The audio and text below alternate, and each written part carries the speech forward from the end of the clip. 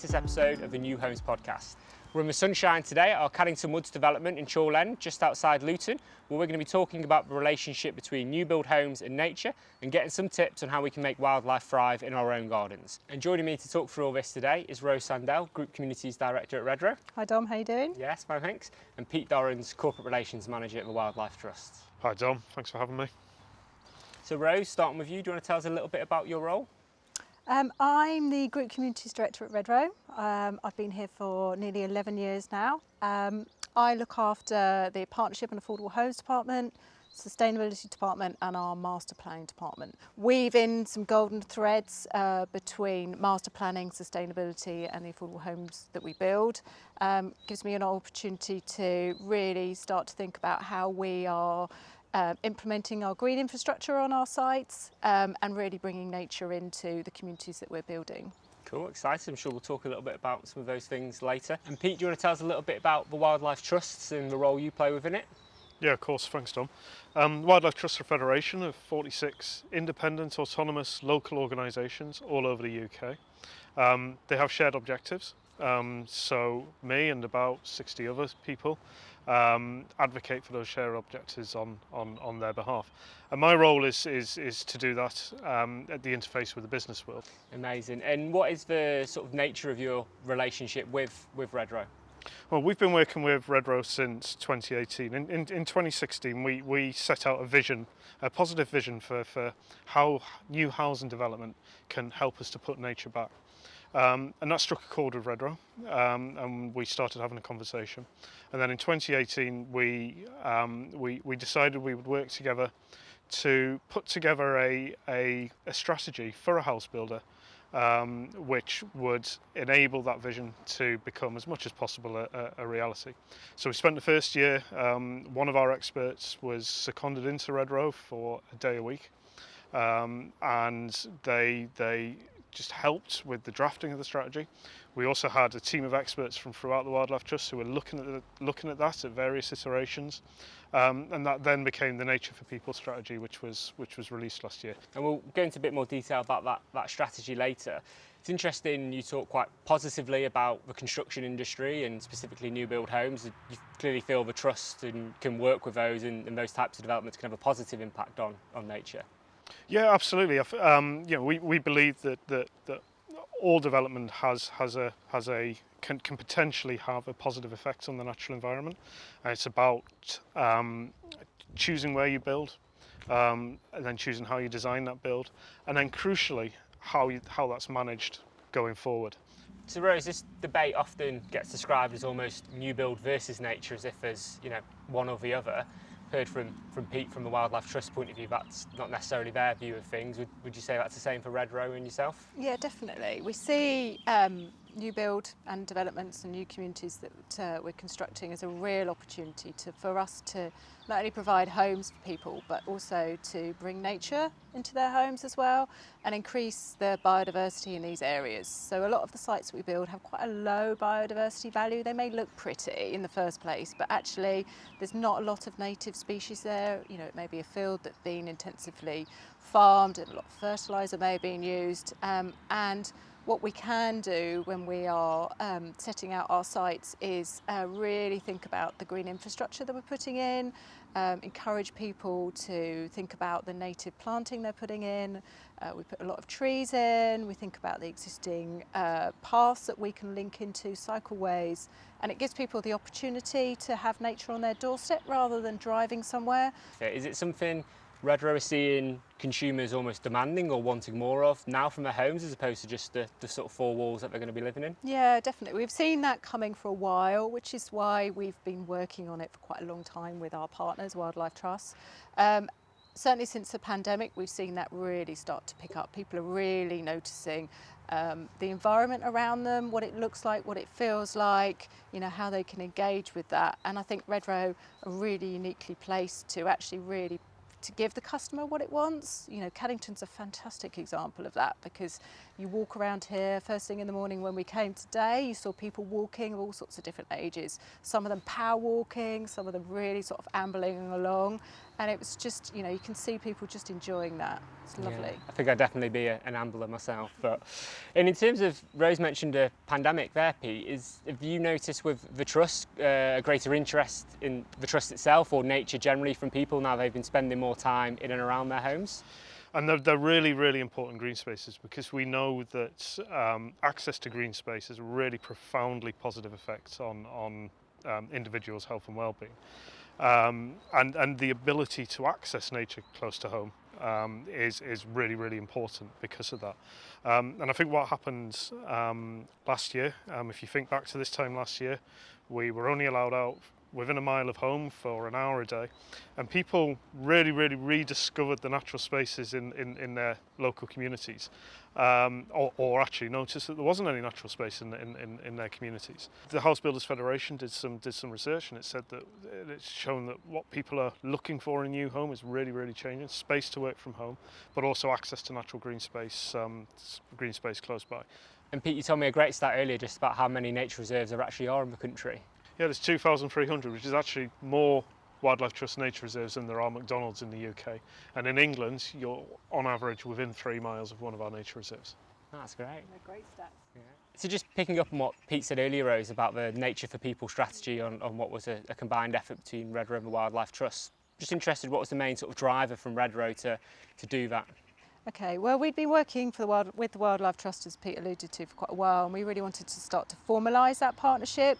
We really saw the need to commit ourselves to a real strategy, and there's 15 points within the Nature for People strategy. But the real key to it is that we wanted to work with an organisation that could really help us out on a local level. So we build across the country, from Lancashire to Exeter, across to Suffolk. And every site for us is a unique opportunity to actually look at, how can we increase the biodiversity? What can we do to really enhance that living environment for nature and for our residents? And the Wildlife Trust had those key skills, and we work with them on each site, and we can work with each local trust to actually look at those sites, think about what we're doing, and they gave us the skills and really complement us in looking at, tweaks here, have we thought about this, and challenging us as well about some of our thought processes, and we found it a really positive experience, and we're really looking forward to exploring that as we grow. Obviously we're in the middle of June. It's a big month of Wildlife Trust, June, because you've got your 30 Days Wild challenge. Do you want to tell us a little bit about what that is? Yes, 30 Days Wild, it's very simple. We challenge participants to do one small thing in nature every day throughout June. You don't need to go hiking in the Highlands or wild camping or anything like that. It might just be doing what we're doing, sitting out in the garden, enjoying the sights and sounds of nature. We had 650,000 people took part last year. It was a record year for us, and people get a lot out of it. We've worked with Derby University to show that people who take part feel happier and healthier at the end of the 30 days than they did at the beginning, and actually that's also sustained after 3 months, because it's not just for June. What we find is when people reconnect with nature in that way, that becomes habit. That's got long-term benefits to well-being. Fantastic, and it's something we've really tried to get behind at Redrow, isn't it, Rose? Yeah, we've launched 30 Days Wild, supporting the Wildlife Trust as well, and we've had some great photos being sent in. I know that I've made an effort to leave my desk at lunchtime or get out inside of nature, and actually, thinking about it reminds me, to kind of take a step back from everyday life and enjoy, be it sort of barefoot gardening or just looking at the bees and, lots of different things. As Pete says, you don't need to be sort of out in the Highlands doing this. You can do it in your own garden or your neighbour's garden or wherever you want. Yeah. And if someone was looking for their nearest reserve, Pete, what's the best way of finding that? Go online to wildlifetrust.org and click on visit. And we've been supporting 30 Days Wild with our own competition on our social media channels. So if people wanted to enter, they've got until the end of June, and what we're asking people to do is submit pictures or videos of nature in their garden or on their developments. So if people did want to get involved, all they have to do is just head to our social channels to find it. We've actually got some examples here of some of our favourite entries so far. So first one is pretty stunning, where a family have dug out a pond in their back garden. That's amazing. Really good. Yeah, so that's lovely. And a pond is the most important thing you can do for wildlife in your garden. Everything needs water, and it doesn't need to be. That's a magnificent pond. It doesn't need to be. It doesn't need to be like that necessarily. A bucket dug into the ground would attract nature and support nature. So yeah, fantastic. And this one here, it looks like someone's managed to stick their GoPro on their bird feeder and everyone's having a That's pretty good old smart, nibble. right? Oh, that's great. Is that something that it's quite an easy entry level thing to get involved in, sticking bird There's some feeders out really there? inexpensive options around for nest box cameras. I've got a night camera that I put out in my garden to watch the hedgehogs, and yeah, I mean they're a great way of kind of engaging with nature without disturbing it, and it's just really fun. Yeah, I bet the kids love it, don't they? Yeah, they do, yeah. Great. Yeah. And this last one I just want to show you is of a pond at our Herne Bay Oh, development, which is a lovely. pretty nice street Yeah. scene, so you can see the pond and the nature in front of the homes. And I guess that's what you were describing earlier, isn't it, Rose? That sort of instant connection when Yeah, you walk out your great. front door. Look at that, it's great. It's really settled in well, that, and it really looks natural, part of the landscape. You wouldn't know that really that hadn't been there for ages, would you? And we've got a great example of that at Caddington. So, you know, it's a beautiful place to sit and walk around. So, you know, I think maybe it's time to go and have a Yeah, look. let's go have a look. Brilliant, let's go.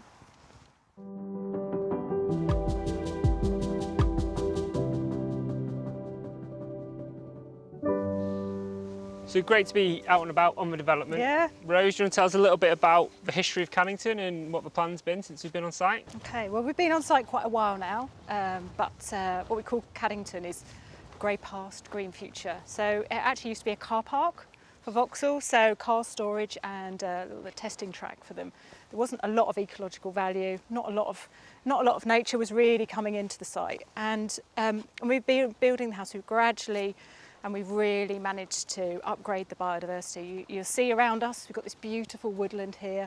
In front of us, we've got some swales and some balancing ponds. So there's a lot going on. So there's stuff for nature and for wildlife. There's a really nice balance here.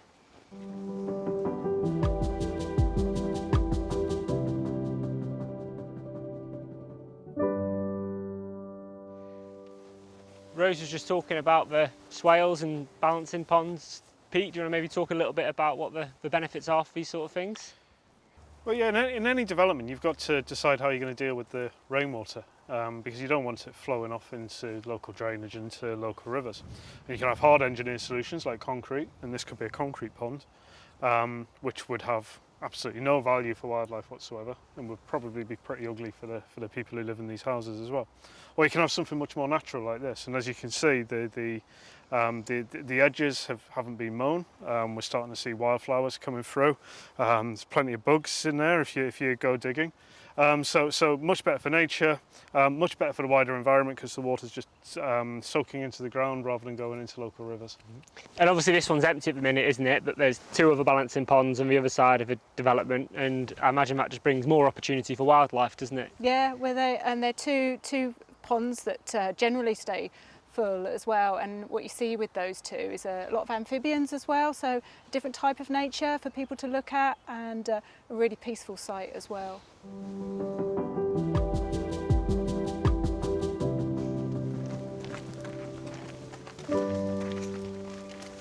So we've just come off the existing bridleway next to the development row, so we're now on Caddington Woods. Yeah, so we're now in the development itself. So we're in the woodland that surrounds all the development, which is spent a lot of time and effort thinking about how we were going to bring it up to a really good grade, because before it's quite low grade, so we spent a lot of time coppicing, letting some light in, and you can see we've got a real network of paths here. We've got a more informal path that we've put out, which leads back up to the balancing ponds, up to the play area, the community centre, and around the rest of the site. We've got informal paths down here that people have made, and we obviously got the links into the bridleway, which takes you up into the village and around to the surrounding fields. So you've got real good connections, lots of different places for people to go, and it's lovely on a day like this because it's actually quite cool in the hot sun. Yeah, and these paths are obviously quite accessible as well, I imagine. Yeah, so this one is a little bit more informal, but we've also got tarmac paths, so you know all of them should be okay for buggies and wheelchairs and things, but it gives lots of different options, so no one's really left out. Everyone can get out, enjoy nature. Yeah. And Pete, spotted anything as we've been walking around? Well, I've just noticed there's some bluebells down here. They're not in flower anymore, but what bluebells signify is that these woods might well have been here for quite a long time. And that just demonstrates how important it was that, that they were retained. There's a large woodland over there, there's another large woodland at the other end of the development, and what this is doing is connecting those two up, so allowing the wildlife to move about and to thrive. And I've just noticed there's a cloud of hoverflies around this hawthorn here. They're brilliant for pollination. So yeah, it seems to be a really nice bit of wood.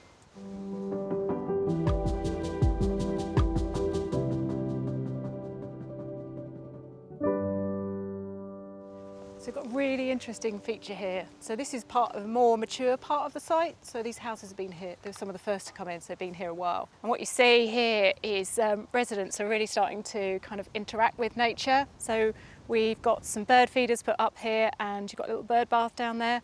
And it's really attracting the birds to come. And when Pete and I were out having a walk earlier, having a look at the site, we noticed a bird flying between these feeders here and feeders over the other side. So that was really sweet to watch and flying through. And did you spot which bird it was, Peter? Yeah, it was a woodpecker, spotted woodpecker. It was a little too far away to tell you exactly which kind, but yeah, not something you see every day, so fantastic. Great. Well, thank you so much both for today. It's been Pleasure. really interesting, hopefully for those listening and watching at home as well. Don't forget, if you want to enter our competition, then just head to our social channels and tag us in your nature pictures. If you want to learn more about the 30 Days Wild Challenge, which Pete spoke about earlier, then just search for Wildlife Trusts online. Our next podcast is going to be all about the design of homes and how they've evolved over the years. Make sure you like and subscribe. Thanks for watching.